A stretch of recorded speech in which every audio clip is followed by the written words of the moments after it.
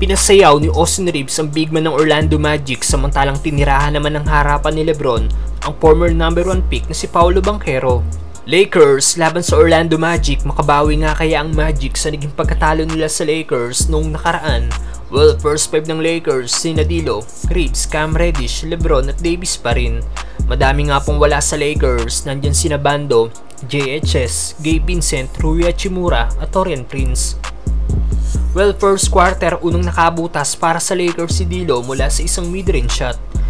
Isang corner 3-point shot naman ang pinakawalan ni LeBron James na nasundan pa ng isang fadeaway shot laban kay Paolo Banchero.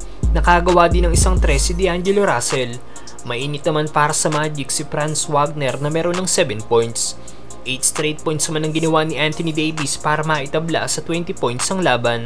Binawi naman kagad ng Magic ang lamang nila sa Lakers at gumawa ng 11-0 run sa pangunguna ni Paolo Banchero. Nakapuntos na rin si Christian Wood mula sa isang corner 3-point shot, pero lumobo na nga pong lamang ng Magic ng 16 points matapos magpaulan ng 3 ang Orlando.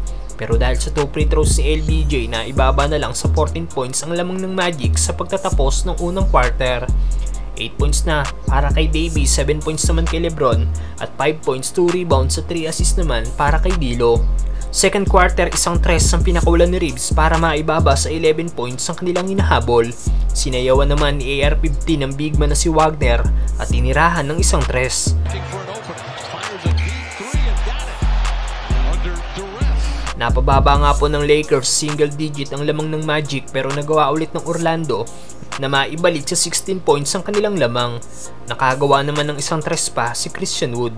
Last 4 minutes ng first half nang pinaupo na si Davis dahil may 3 na itong foul, ganun din si Jackson Hayes na meron na ding 3 foul. Nagtapos nga pong second quarter, lamang na ng 16 points ang Orlando Magic.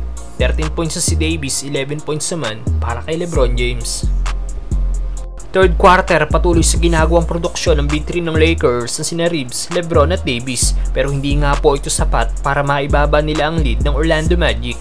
Dahil mainit ang laro ni na Paolo Banchero at Franz Wagner na may combined 44 points na para sa Magic. Kaya nagtapos ang third quarter, 21 points na ang hinahabol ng Lakers.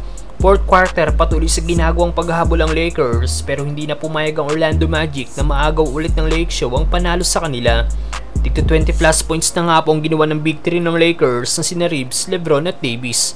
Sa larong ito nakita ang epekto ng mga injured player ng Lakers na wala sa lineup.